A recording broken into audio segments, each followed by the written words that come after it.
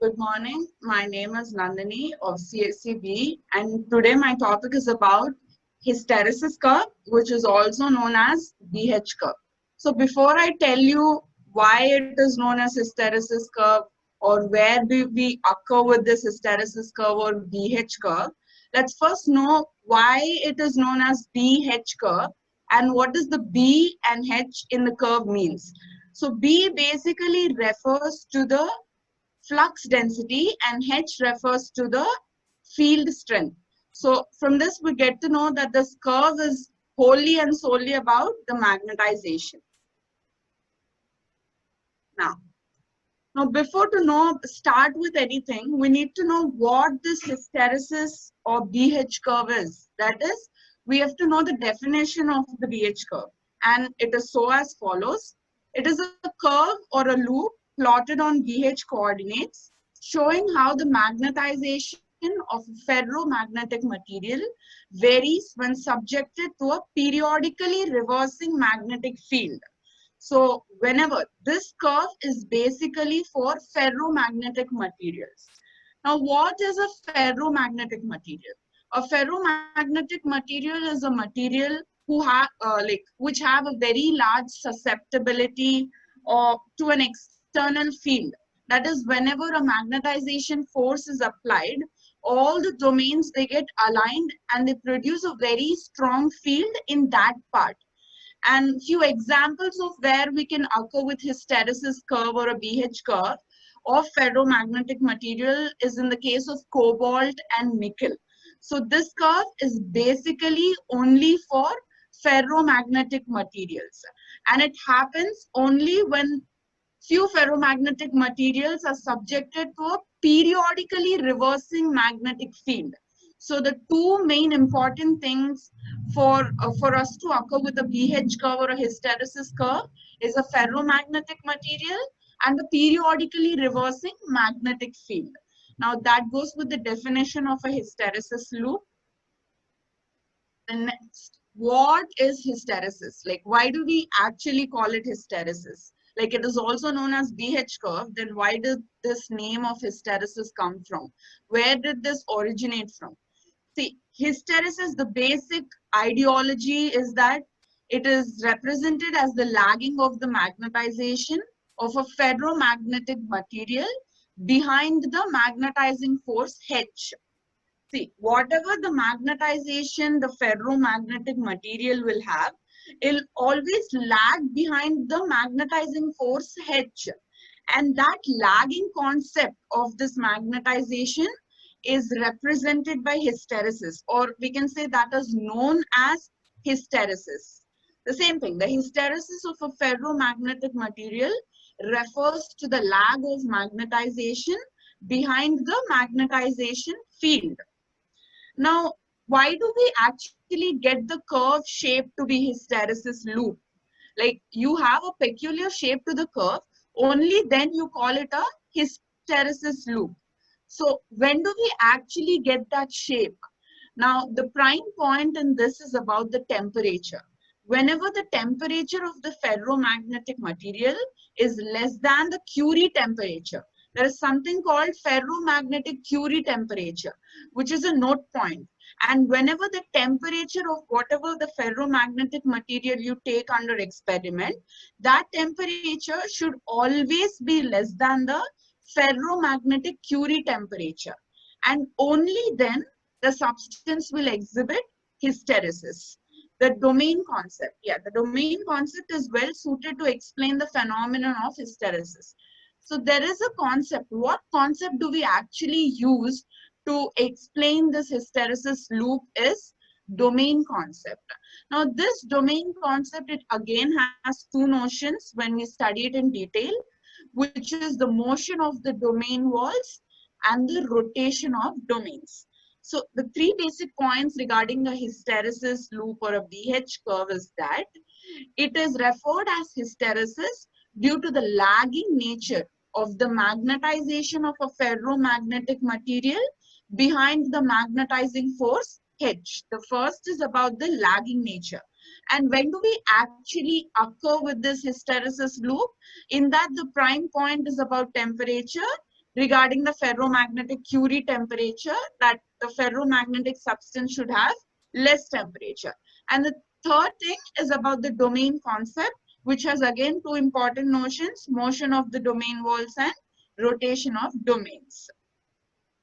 Now, the domain theory of ferromagnetism. Like I told you, the domain concept is well suited to explain about the hysteresis loop. Now let's look upon into the domain theory of ferromagnetism. Now when a weak magnetic field is applied, the domains that are aligned parallel to the field and in the easy direction of magnetization grow in size at the expense of less favorably oriented ones. Now what does this mean? Now, whenever you apply a very weak magnetization field, then the domains, whichever are aligned, like you take a ferromagnetic material, in that particular material, the domains which are aligned parallel to your applied weak magnetic field, they are said to be usually in the easy direction of magnetization. That means whatever domains are parallel to the field whatsoever applied, they can be easily magnetized. And that is what is meant by they are said to be in the easy direction of magnetization. And whatever domains are in the easy direction of magnetization, they grow in size. And how do they grow in size? They grow in size at the expense of the less favorably oriented ones. Now, what are the less favorably oriented ones? The domains which are not in the easy direction of magnetization, they are said to be the less favorably oriented ones. That is, they cannot be parallel, or in few other cases, they can be parallel and also less favorably oriented.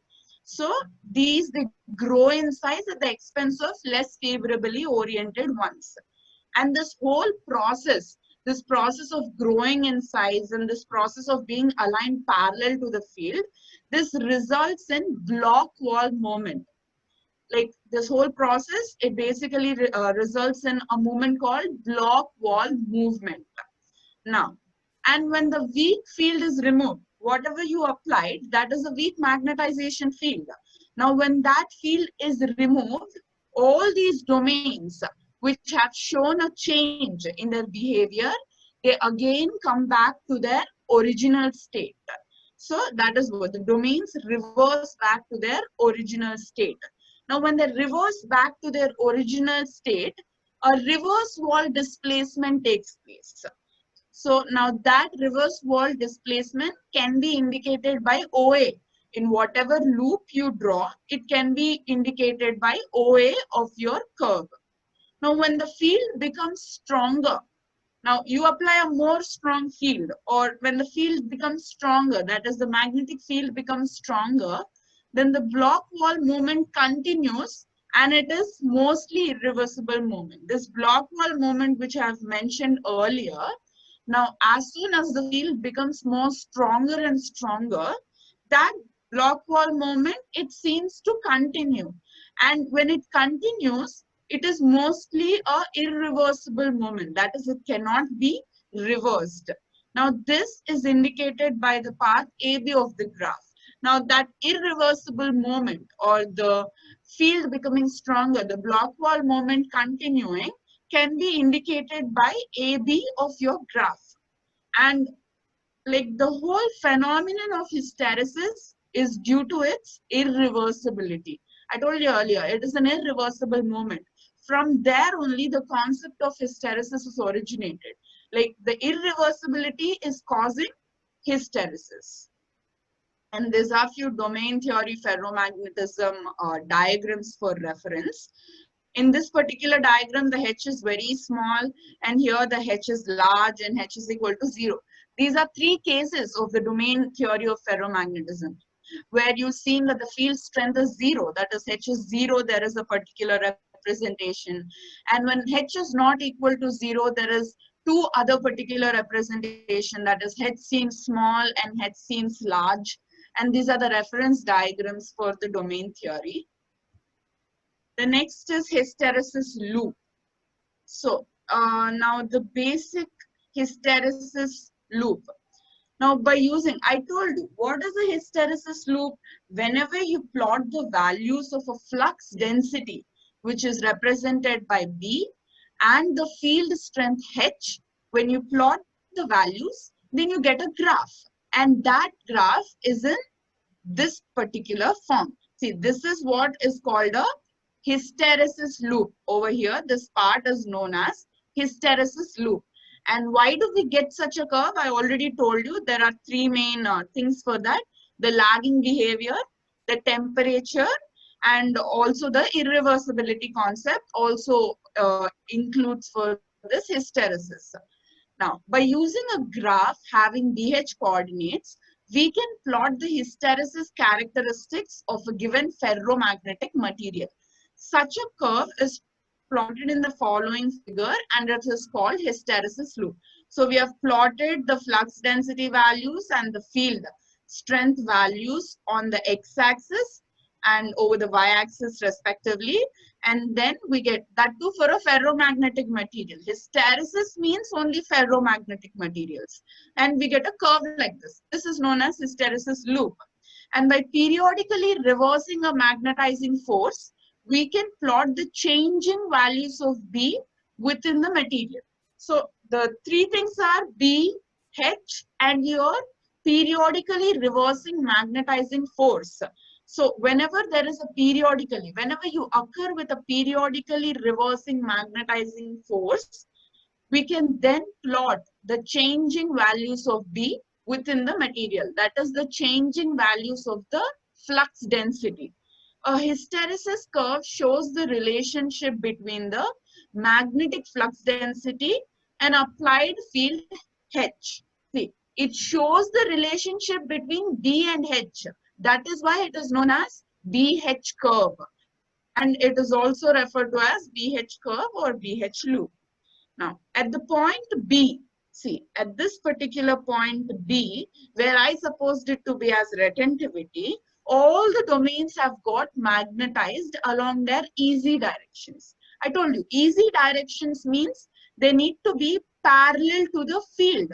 Only then they are known as easy direction domains. And all such domains, they said that at the point B, all such easy direction domains have got magnetized. And if you apply still higher magnetic fields, the domains rotates the domains into the field direction. Like whatever field direction you have applied, if you apply more field, they turn into that direction. And so more energy must be supplied to overcome the opposing forces. This means that a coercive field is required to reduce the magnetization of the specimen to zero. Like this whole movement, it is not supported by some impurities and also by some lattice imperfections. We know that not any lattice is perfect. Every lattice has an imperfection. So be it crystalline or be it amorphous, it has some imperfections, and due to that, this whole movement is hampered. And more energy must be supplied to overcome these opposing forces. And that gives to a reason where we need a cohesive field to reduce the magnetization of the specimen to zero. The amount of energy, whatever you spend in that process, is a loss. Now, hysteresis loss, there is a term called as hysteresis loss. And what is hysteresis loss? It is the loss of energy in taking a ferromagnetic body through a complete cycle of magnetization, and this loss is represented by the area enclosed by the hysteresis loop. So it is the energy loss which is done in taking a ferromagnetic body through a complete cycle of magnetization. And how do you represent that loss? You represent that loss by the area under this curve, under the hysteresis loop. The next. Now, why do we actually learn this concept of BH curve or the hysteresis curve?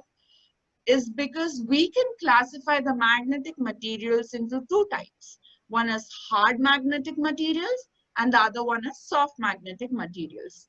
Now here we'll talk about the hard magnetic materials.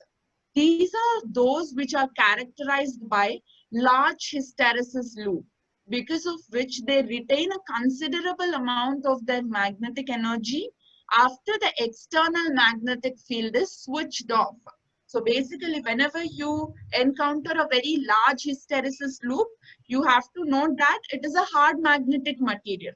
And they also retain a small amount of their magnetic energy even after the external magnetic field is removed.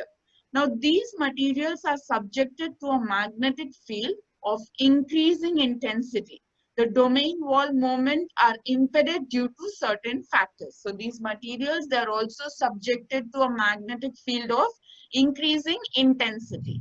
The hard magnetic materials can neither be easily magnetized nor easily demagnetized. That is the plus point of a hard magnetic material.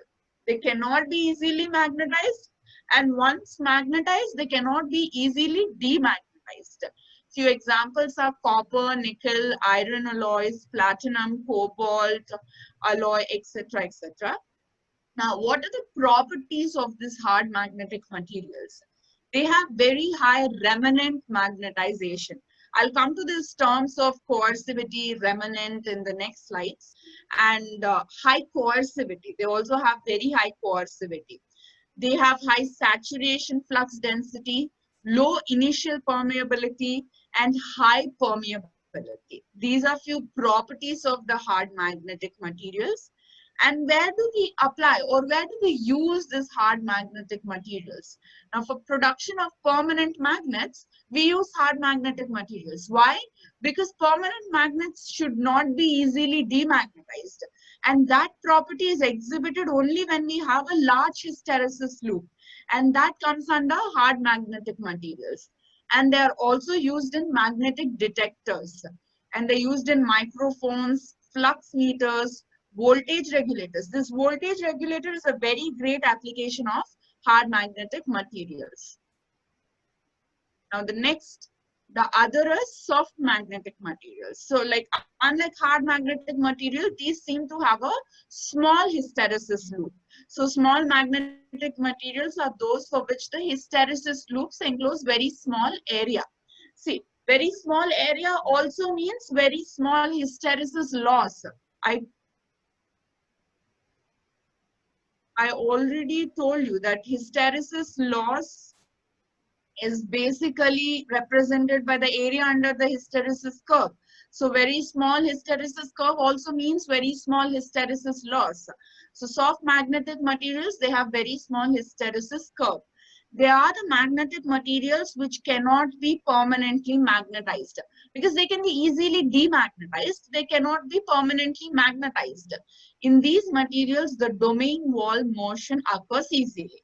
See, the domain concept again came into picture where the domain wall motion occurs easily is in the soft magnetic materials. Consequently, the coercive force assumes a small value and makes the hysteresis loop a narrow one, because of which the hysteresis loss becomes very small. See, I told you, very small area, that means very small hysteresis loss. For the same reasons, the materials can be easily magnetized and demagnetized. The few examples are firm alloys, that is alloys of iron and nickel, and silicon and iron alloy, etc. Properties of soft magnetic materials are quite opposite of hard magnetic materials. That is, they have very low remanent magnetization, low coercivity, low hysteresis energy loss, low eddy current loss, high permeability, high susceptibility, etc. Where do we use them? We use them in electromagnetic machinery and in switching circuits, microwave isolators, etc. Matrix storage of computers. Hysteresis. This is a small reference of a hysteresis loop for soft and hard magnetic. The hysteresis loop for soft ferromagnetic material will be something like this. Very small coercive force. And for large, I told you, it is a very large hysteresis loop. These are the two reference diagrams for the hysteresis loop. So this path is called a magnetic hysteresis loop by adding additives to the iron metals such as silicon. Materials. Okay, this is all the information about these both hysteresis loop, why it is small and why it is large.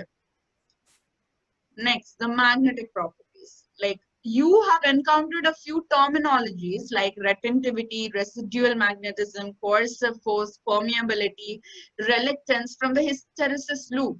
So this is the definition of all those terminology, where reluctance says the opposition that a magnetic circuit presents to the passage of magnetic lines through it.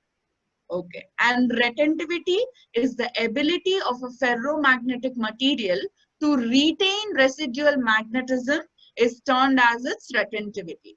And what is residual magnetism? The magnetism remaining after the external magnetization force is removed. Even after you remove the external magnetization force, whatever the magnetism is being remained, that is known as residual magnetism. Coercive force, the magnetic field strength required to reduce the residual magnetism to zero. Like it reduces. Coercive force is always that opposing force which reduces this residual magnetism to zero. Permeability is the measure of the ease with which magnetic lines of force pass through a given material. It is basically the ease with which, like how easily can this magnetic lines of force can pass through a given material is nothing but permeability. And these are few magnetic properties. Here comes to the end of the topic, and thank you.